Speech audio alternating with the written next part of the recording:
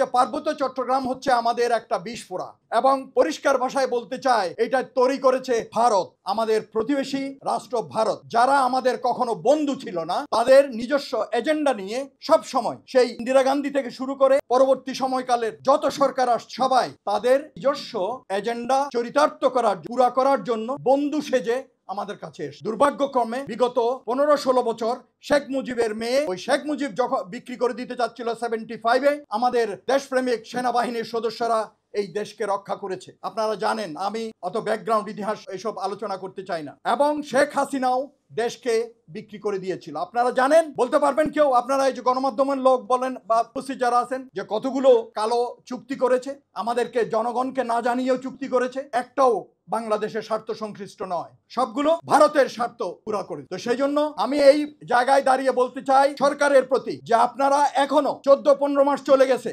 এখনো দেশের জনগণকে জানতে দেননি যে কি কি চুক্তি করা হয়েছে শেখ হাসিনার সময়, স্বৈরাচারের সময়। ঠিক আছে, জাতীয় নিরাপত্তা বিষয়ক স্পর্শকাতর কোনো বিষয় যদি থাকে ঠিক আছে, ফরগেট ইট, কিন্তু বাকিগুলো জানান আমাদের। অন্যান্য এই যে 900 একর জমি দিয়ে দিয়েছে মিরসরাইয়ের ওখানে, এত গুরুত্বপূর্ণ জায়গায়, ওই কৌশলগত রণকৌশলগত ব্যাপারে ভূকৌশলগত দিক দিয়ে চিন্তা করলে কই এগুলো নিয়ে আমাদেরকে বলেন। ওই জায়গাটা তো এখনো ইন্ডিয়া নামে লেখা আছে, তাদেরকে যে এটা লিজ দেওয়া হয়েছে। তো এই ধরনের ও বলে গেল যে আপনার চেয়ারে যদি ওদের লোক বসা থাকে আর কি দরকার, ওরে দিয়ে তো আপনাদের কাজ করতে হবে। সেই জন্য ভারতের যত এজেন্ট আছে, যত পাঁচাটা গোলাম আছে, তাদেরকে চিহ্নিত করতে হবে এবং তাদেরকে নির্মূল করতে হবে সব স্তরে। আপনি আমলাদের ভিতরে বলেন, পুলিশের ভিতরে বলেন, বিভিন্ন বাহিনীতে বলেন এবং অন্যান্য জায়গাগুলোতে, দেশের ভিতরে সাংস্কৃতিক অঙ্গনে বলেন, শিক্ষা অঙ্গনে বলেন, সব জায়গায়। কাজেই এই জিনিসটা আমাদেরকে খেয়াল রাখতে হবে। আমাদের দেশের দেশ বিরোধী রয়ের এজেন্ট, ভারতের গোয়েন্দা সংস্থা রয়ের এজেন্ট এখানে গত 16 বছরে এমন ভাবে জাল বিস্তার করে আছে যে আমাদের দেশের লোকজন কাজ করতে পারতেছে না। এবং এখন আবার যারা স্বৈরাচারের দোষর ছিল তারা মাথা ছাড়া দিয়ে উঠতেছে কল্লা বের করে, এবং তারা টক শো করতেছে। আমি আর নাম বলতে চাই না, এখানে আপনারা সবাই জানেন। টক শো করতেছে, ওনারা হাসিনার ইন্টারভিউ নেবে, কত কথা বলতেছে। কাজেই আপনারা কিন্তু এদেরকে ছাড় দেবেন না, এদের শায়েস্তা করতে হবে, সরকারকে শায়েস্তা করতে হবে, আইনের আওতায় আনতে হবে। আমাদের দেশের স্বার্থ বিরোধী যারা কথা বলে, যারা বিভিন্ন কর্মকাণ্ডে জড়িত হয়, তাদের বিরুদ্ধে অতি সত্বর ব্যবস্থা গ্রহণ করতে হবে।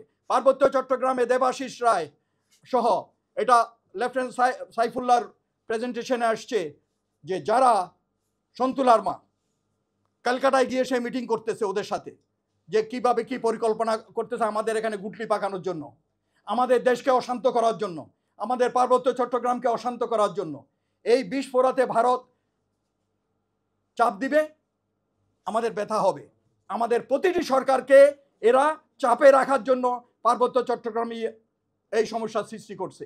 এবং আমাদের দেশে যত সরকার আসছে, আমি আপনাদেরকে বলতেছি যে যত সরকারই আসছে, কোনো সরকার এই সমস্যার সমাধানের ব্যাপারে আন্তরিক ছিল না। মনে হচ্ছে ওখানে সেনাবাহিনী মোতায়েন করা হয়েছে, is the headache of army, আর্মির মাথা ব্যথা। এবং আর্মিরা ওখানে মশার কামড় খাচ্ছে, কষ্ট করতেছে, মানে এই জঙ্গলে ঘোরাফেরা করতেছে, অসুস্থ হচ্ছে, তাদের পরিবার থেকে দূরে দুর্গম পাহাড়ে ক্যাম্পে থাকতেছে। এগুলো তো মজার ব্যাপার। ওখানে তো এসি রুম নাই। এত কষ্ট করতেছে কিসের জন্য? এই দেশকে রক্ষা করার জন্য। এই দেশের একটা ইঞ্চি পরিমাণ জায়গাও যাতে হাতছাড়া না হয়, এবং ওই এলাকার যেই পার্বত্য এলাকার যত জনগণ আছে তাদের নিরাপত্তার জন্য। এই যে লক্ষ্মীছড়ির বার্মাছড়িতে ক্যাম্প নিয়ে আরে ভাই, এটা পার্মানেন্ট ক্যাম্প ছিল না, না জেনে সবাই লাফালাফি করে। আমাদের দেশে কিছু সুশীল, সেদিন দেখলাম ইংলিশ পত্রিকার সাংবাদিক তৃতীয় মাত্রাতে বলতেছে, আরে ভাই আপনি জানেন না, হোয়াট ইউ টক, আপনি বলতেছেন যে মুসলিম বিচ্ছিন্নতাবাদী, ওদেরকে বিচ্ছিন্নতাবাদী বলা যাবে না। আরে কে বিচ্ছিন্নতাবাদী বলতেছে?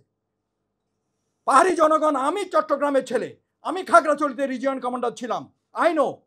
ওখানকার পাহাড়ি জনগণ আমাকে যেভাবে ভালোবাসতো, আই নো। আমি গিয়ে ওদের উঠোনে বসতাম, আমি চাটগাঁই ভাষায় কথা বলতাম এবং ওরা আমার কথা বুঝতো। ছোট ছোট বাচ্চারা পর্যন্ত আমার গাড়ি দেখলে দৌড়ে আসতো।